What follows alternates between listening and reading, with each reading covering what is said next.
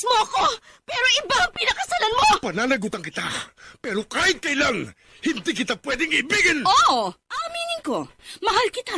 Nang dahil sa salapi mo. At nang dahil sa pag-ibig ko sa'yo, handa akong pumatay at mamatay! Katawan ko lang ang minahal mo at hindi ang pagkatao ko! Mr.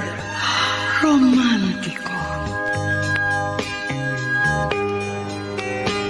Kumusta po kayong lahat, mga giliw naming tagapakinig? Inaanyayahan ko po kayong pakinggan ang pagsasadula ng mga liham kasaysayan ng pag-ibig na padala ng ating mga taga-subaybay at bibigyan buhay ng inyong mga paboritong bituin sa radyo.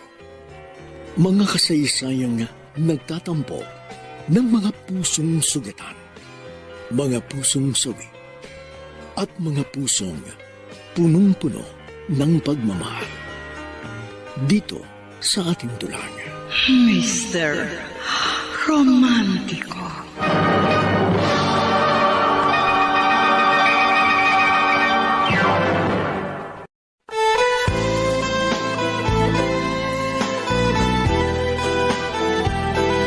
May mga sandaling sobra na ang ating pagtitiis at magkaminsan ay hindi na natin kaya kung kaya't tayo ay napapagod at sumusuko na hanggang sa hilingin natin sa isang karelasyon na palayain mo ako.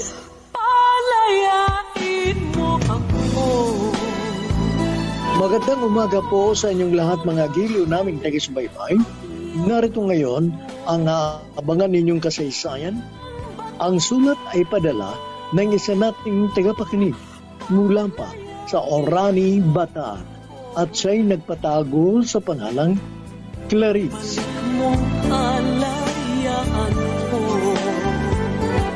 Dear Mr. Romantico, nais ko pong isalaysay sa inyo ang naging karanasan ko sa pag-ibig na puno ng pighati at pagdurusa. Subalit ito ay nagkaroon din ng isang maayos na wakas. Ganito ko po sisimulan ang lahat. Hindi ka pa ba matutulog? Hindi pa naman po ako inaantok, Nay. Siya. Hindi na ako magtatagal. Dahil baka hinihintay na ako sa bahay. Maraming pong salamat sa dalaw at sa mga padala ninyong groceries ng itay at ng mga kapatid ko. Ay, ewan ko ba sa'yo? Kung bakit nagtitiyaga ka pang makipaglibin sa George na yan. Nawala ka namang kasiguruhan sa relasyon nyo. Dahil puro konsumisyon lang ang inaabot mo. Nay naman, bigyan natin ng pagkakataong magbagong isang tao. Pagkakataon? Aba, Clarice, huwag mong kalilimutan. Magdadalawang taon na kayo nagsasama. Sa totoo lang, ha? Alam na alam mong kontra kami sa pag-uugali ng lalaking yan. Dahil nakikita namin sa kanya, maraming diferensya. Nay. Totoo, may hanap buhay. Pero sana pupunta ang kanyang kinikita. Sa bisyo, sa paglalasing, sa babae. Nagbibigay naman po siya sa akin. Kapag binatira. Umaasa pa rin po ako na makikita ni George sa kanyang diferensya. Huwag ka nang umasa. Dahil sa palagay ko, manhead ang lalaking yon. At ikaw ang sinisisi ko dyan. Inay. Ay kung bakit inubos mo na lahat ng pagmamahal mo sa kanya. At sa tingin ko, hindi ka na nagtira na para sa sarili mo. Abay, maawa ka naman sa sarili mo, anak. Patay na patay ka sa isang taong hindi naman karapat dapat mahalin. Kaming pamilya mo ang sobrang nasasaktan sa dinaranas mong pagdurusa.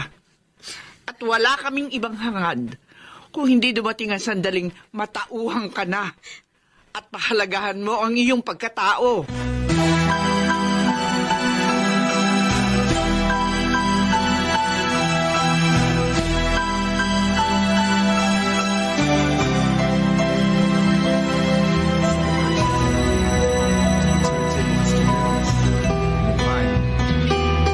Sure? Live-in partner mo lang si Clarice? Trust me, Sandra.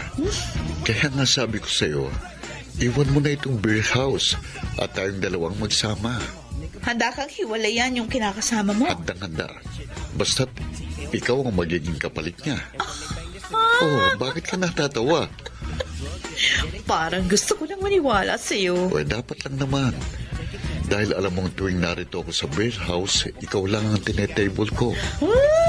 Ganyan naman kayo mga lalaki. Bolero. Hindi, totoo ko sa'yo. Para bang gusto ko nang maniwala. Paniwalaan mo ko dahil katotohanan ang naririnig mo. Well, sige. Pag-iisipan kong mabuti ang offer mo. Kapag pumayag ka, ikukuha kita ng magandang apartment na matitirhan. Oh. Hindi tulad ng pipitsuging bahay na nirerentahan namin ni Clarice. Masusunod naman kaya yung mga luho ko sa katawan? No problem. Alam ko naman beauty conscious ka, kaya okay lang sa akin yun dahil gusto ko rin lagi kang maganda sa aking paningin. Okay, let's drink to that, Mr. Loverboy. Okay. Para makarami tayo. Mauubos na ang ladies drink ko. O, ikaw nakakailang beer ka pala. O sige. At ang makarami din ako ng mainom. But wait, George.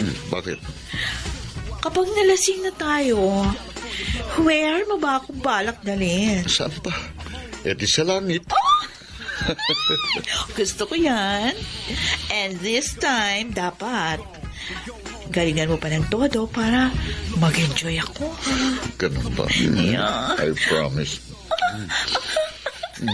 Teka, nakikiliti ako kapag hinahalikan mo ako sa liig. Oh, so gusto mo sa labi? Dare? Okay.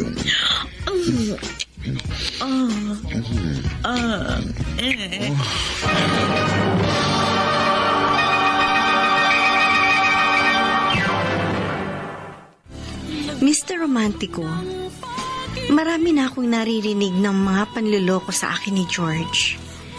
Subalit sadyang laging bulag ang pag-ibig. Sa kabila ng kanyang mga pagkukulang at kapabayaan, ay nananatili pa rin akong sa kanya ay nagmamahal.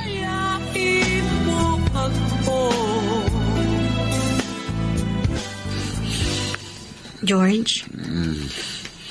George, gising na. George, gising na. Gising ka na.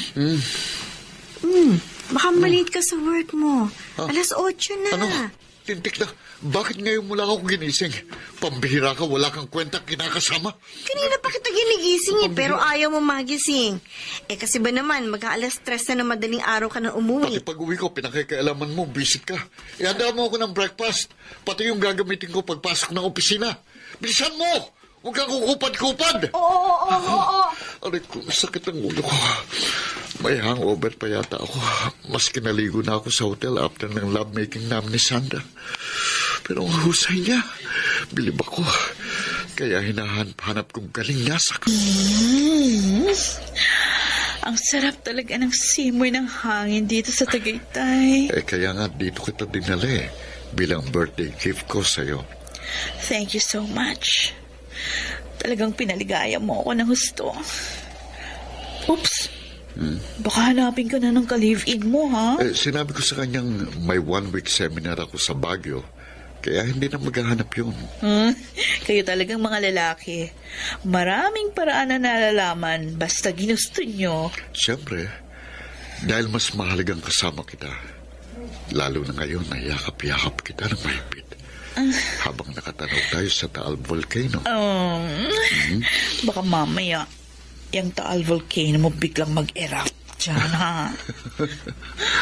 Mamaya pa yan. Paghahandaan ko. Oops, wait. May call ako. Baka mag-greet sa akin ng happy birthday. Sandali lang sasagutin ko, ha? Teka, bakit lalayo ka pa? Pwede mo namang sagutin dito. Trust me, please. Bahala ka na nga. Thank you po, Inay. Hindi ninyo nakalimutan. Ano ka, bata nga? Ako ang nagsilang sa'yo. Paano ko makakalimutan yon? Hala, ipatong natin sa mesa ang dala kong cake. Salamat po talaga. Si George, Pumasok na po sa trabaho. ano ba regalo sa'yo? Wala po. Ha? Okay lang po yun. Bihira. Binata Bumati ka ba naman ng happy birthday? Ano po Nakakalimutan. Ganon. Inay. Alam mo, ang tiyaga-tiyaga mo sa isang walang kakwenta-kwentang lalaki. Ala, sige. Magmahal ka ng taong wala namang pagpapahalaga sa'yo. At hindi ka na nga siguro minamahal. Siya nga pala, pag mo nga pala makalimutan, yung si Rodel na dating baliw na baliw sa'yo at sumampa sa barko dahil seaman, dumating na. Abay, kinukumusta ka? Ho? Oo.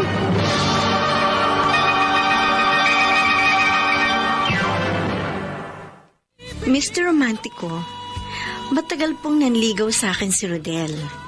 May maayos siyang hanap buhay. Kaso po, sadyang malakas ang appeal ni George sa akin. Kaya ako nahulog sa kanya. Noong una pong pagsasama namin ni George, ay ipinaramdam niya naman sa akin ang pagmamahal. Ngunit sadyang may mga nagaganap na pagbabago sa ating buhay na hindi rin natin napipigilan. Wow! Ang dami naman itong pasalubong mo sa akin. May chocolates, perfume, flowers. Kakaya naman sa'yo. Ang dami ko na kasing utang sa'yo. Mula nang sumampa ako sa barko, nawalan na tayo ng communication. Okay lang naman yun. Naiintindihan ko dahil laging nasa malayong kontinente kayo. Magkaminsan mahirap pa ang signal. Kumusta ka na? I'm okay. Ikaw? Heto, single na single pa rin. Ang dami yatang magagandang foreigner sa bawat lugar na dumadaong kayo. Wala kang malambang napili? Wala Kasi dito sa Pinas na iwan ang puso ko. Rodel. Going strong pa ba kayo ni George? Oo naman. Hindi ka ba nagkamali ng naging desisyon mo? Hindi. Masaya ako sa piling ni George.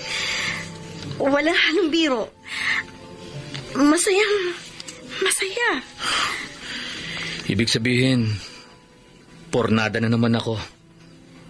Talagang wala akong pag-asa sa'yo. At siguro, kinakailangan ko na rin tanggapin ang kabiguan ko.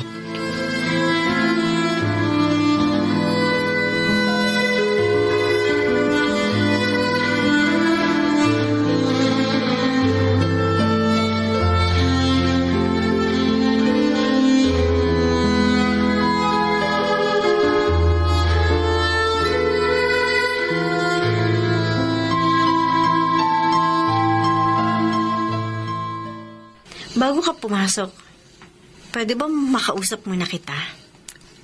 Importante? Sobrang importante. Ano yun? Aminin mo man sa hindi. Damang-dama ko ang malaking pagbabago sa pagsasama natin. So? Alam ko, may ipinalit ka na sa akin. Kaya, yamang hindi na rin masaya ang pagsasama natin. Hilingin ko sa'yong... Ano? Palayain mo na ako. Yan bang gusto mong mangyari? Well, okay. Mabuti. Sa'yo na rin ang galing ang lahat. Call ako sa gusto mo. Tapusin na natin ang ating relasyon. Salamat na naging parte ka ng buhay ko. Wala akong pinagsisisihan sa ginawa kong pakikipag-live-in sa'yo. Sa kabila ng pagtutol ng pamilya ko, sumigi ako dahil yun ang dinidikta ng puso ko. Ang pagmamahal sa'yo. Pero ngayong halatang halata ng kawalan mo ng interes at pagpapahalaga sa akin. Kaya nagdesisyon na rin ako. Wakasan ang lahat. At sana, makatagpo ka ng isang babaeng higit pa sa ginawa ko ang kayang gawing sakripisyo. At sa paghihiwalay natin ito, Wala akong ibang hangad. Kung hindi, ang matamo mo, ang tunay na kaligayahan. Sa piling ng babaeng mamahalin mo habang buhay.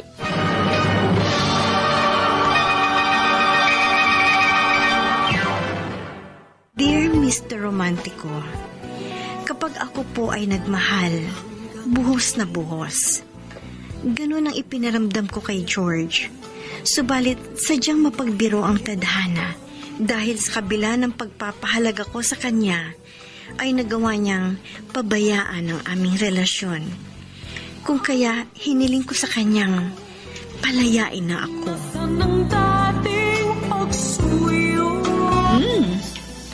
I like it, ha? Parang bachelor's pad, pero okay na to sa akin. Akala ko nga hindi mo matitipuhan dahil ang dream mo ay condo. That can wait. Thank you. Pagsisikapan ko. Pero teka, talaga bang wala na kayo ng Clarice na yun? Tinuldo ka na namin. Actually, siya pang nag-request na palayain ko na siya. Well, hindi naman natin siya masisisi. Siguro nakakahalata na. Siguro nga. So, ngayong magsasama na tayo, titigil ka na sa beer house. Okay, promise. Actually, hindi ko naman talaga gustong pumasok sa beer house. Wala lang ako magawa dahil syempre kailangan ko rin ng pera. Kala ko nga magagamit ko yung pinag-aralan ko yung natapos kong kurso. Pero alam mo, sad to say, napakahirap ng work ngayon. Ang dami nga nagtapos ng HRM, yung mga 2-year secretarial courses. Tapos yung mga nurses nga tenga pa rin dahil sa kakulangan ng mapapasukan. Don't worry. I promise na may bibigay sa yung lahat ng gusto mo sa abot ng aking makakaya. Basta't mahalin mo lang ako at wag na wag mong iiwan.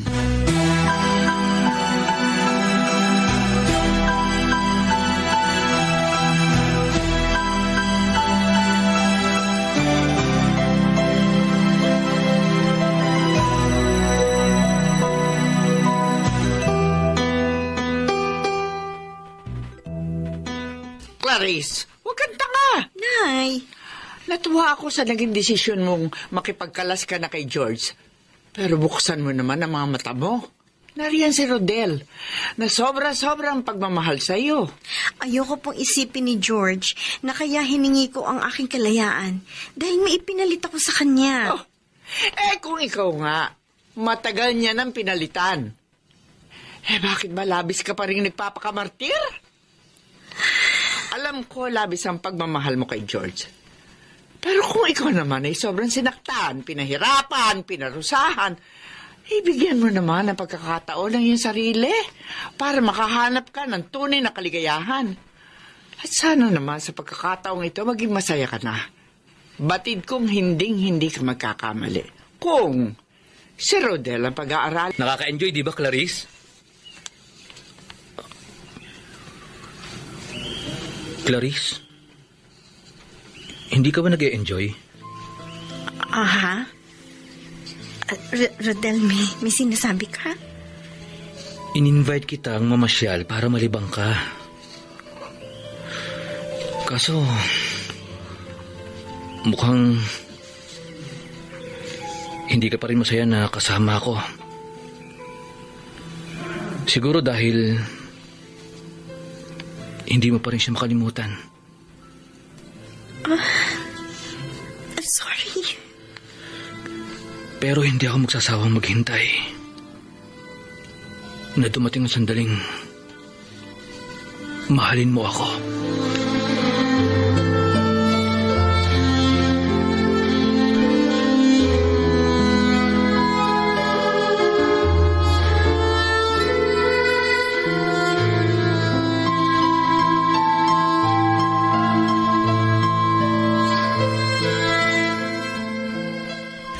O Sandra, nauna pa akong umuwi. Saan ka ba nagpunta? May nilakad lang kami nung dati kong kasama sa beer house. Palagi? Oh, teka nga, George. Nag-iisip ka ba na may iba akong ginagawa, ha? Sandra, Please! Huwag na huwag mong gagawin yan na parang sinasakal mo na ako. Ayoko ng ganitong klaseng relasyon. Okay.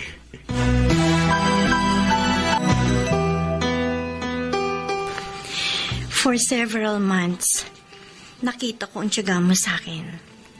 Like ang pagiging thoughtful mo in some very important occasions, sa mga little things you do to me,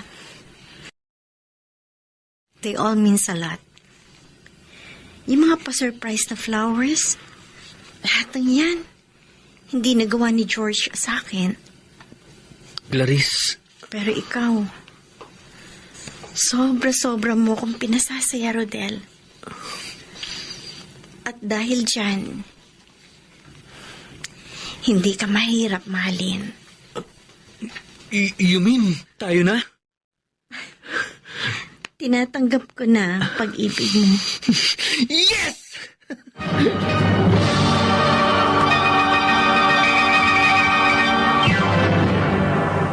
Mr. Romantico, nasaksihan ko po ang katapatan ni Rodel sa akin. Sino mang babae ay sadyang mararahuyo dahil sa kanyang pagiging maalalahanin at mapag-alaga. Napakalaki ng pagkakaiba nilang dalawa ni George.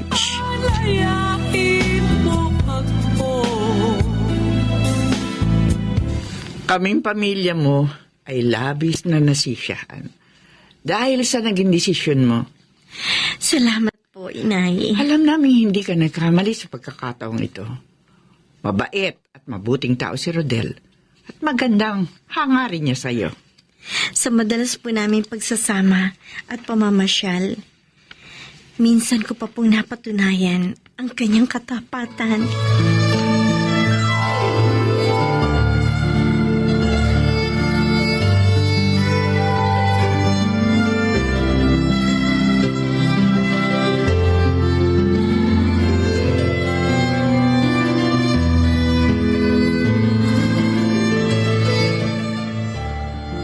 Oh, ano na naman ang laman ng small box na ito? Open it.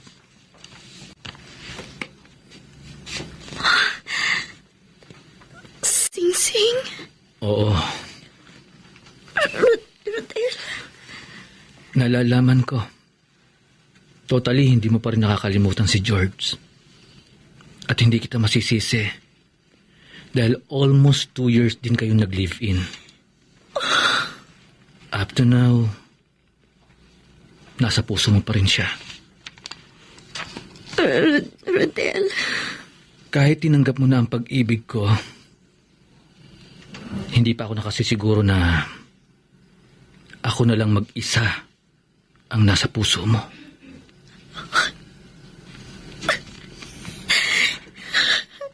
Clarice,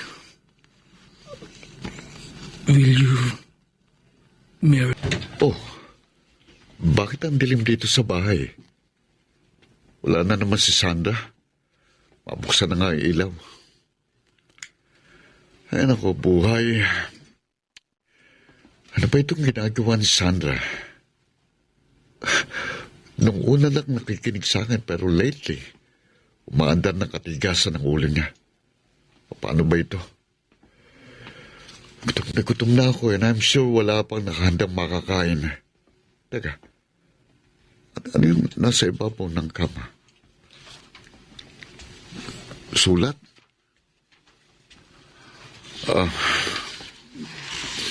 Sulat nga ni Sandra. Para sa akin. George? Hindi na kita hinintay.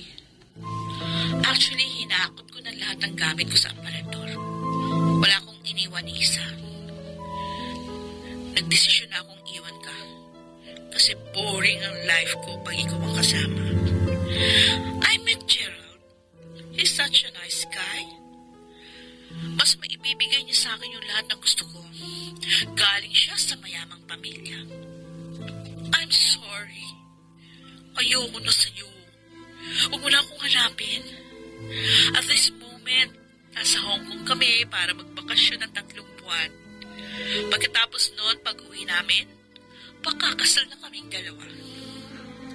Hindi ako nagsisisi sa desisyon kong ito. tanggapin mo na. Hindi tayo bagay para sa isa't isa. Sandra. Sandra. Bakit mo ito nagawa sa akin? Paano mo ako nagawang lokohin? Sakit. Ang sakit-sakit. Iniwan kong isang babaeng labis-labis ang pagmamahal at pagsisilbing ginawa sa akin. Ipinalit kita na isang walang kwenta. Walang kwenta! Walang kwenta ka! Walang kwentang babae! Ang laki ng nagawa kong pagkakamali sa aking buhay. I hate you, Sandra! I hate you so much! I hate you! I hate you!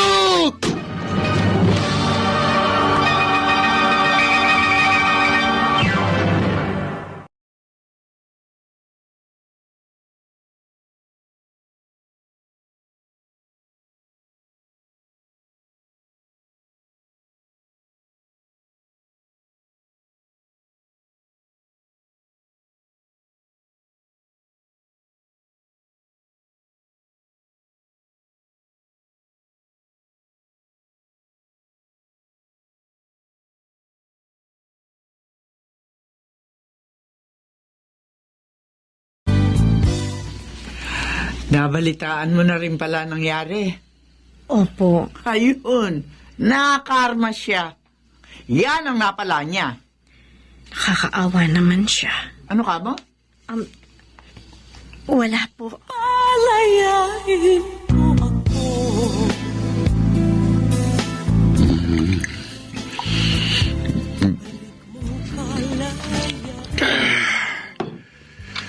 Ay, mag-isa na lang ako lagi dito sa pad. Ilang linggo na. Si Clarice. Namimiss ko na siya. Bakit ko siya iniwan? Bakit ko siya pinabayaan? Siya itong sobrang nag-aalaga at nagmamahal sa akin. Siyang nagparamdam ng matinding pag-aasikaso na sadyang binaliwala ko. Malayong malayo sila ni Sandra. Oh, labis-labis kong pinagsisisihan ang ginawa ko kay Clarice. Ngayon ko lang napagtanto kung gaano siya kahalaga sa buhay ko. Ngayon ko lang naramdamang mahal ko pala siya. Mahal na mahal. Mga halik at yakap mo.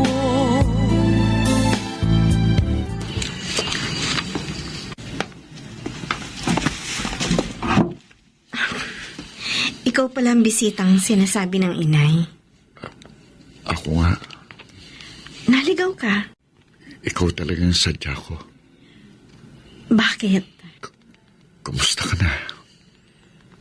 Okay naman ako. Mabuti ka pa. Bakit? Ikaw? Wala na kami ni Sandra eh. Matagal na. Sorry to hear about that. Sobra kong pinagsisisihan ng pag-iwan ko sa'yo. Tapos na yon, George. Huwag na natin pag-usapan. Mapapatawad mo pa ba ako? Matagal na kitang napatawad. Salamat. Let's charge you to experience. Ha? Pwede mo pa ba akong bigyan ng isa pang pagkakataon? Ha? Gusto kong bumalik sa'yo. Ganun ba? George, I'm sorry. Sa Sunday, ikakasal na ako kay Rodel. Clarice. Huli na ang pagbabalik mo. Hangad ko na sana makatagpo ka ng isang babaeng karapat-dapat para sa'yo. Sayang.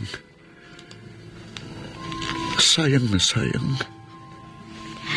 Mahal na mahal ako ng lalaking pakakasalan ko. Nawala ka man sa akin, ipinagkaloob naman ng Diyos ang taong karapat-dapat para sa akin. Ganun palang kapalaran. Kapag may nawala, may kapalit na higit pa sa iyong inaasahan.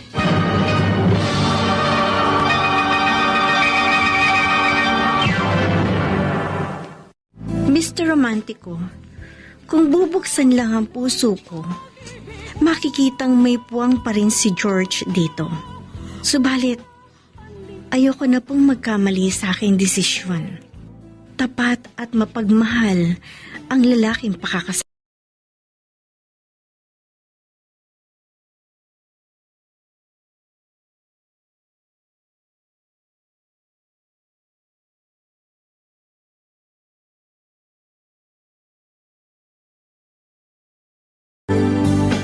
Clarice, maraming salamat sa ibinahagi mong kasaysayan ng pag-ibig na harinawang marami ang nakarelate at ito'y kinapulutan ng aral. Oo nga, nagkamali ka sa una mong relasyon dahil nagmahal ka sa isang taong hindi naman nagawang suklian ang pagmamahal mo hanggang sa kayong dalawa ay magkahiwalay. Subalit sadyang mabait ang Diyos dahil ibinigay niya sa iyo ang isang lalaking tapat kung magmahal. At ngayon, ikaw ay nakatakdang ikasal sa kanya.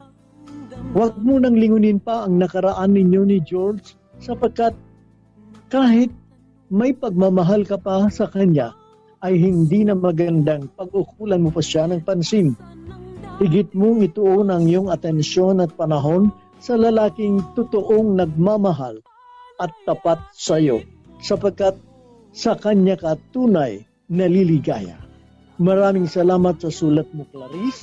Ang gumanap sa iyong kasaysayan ay si Chiquita mo. Bilang George, si Phil Cruz.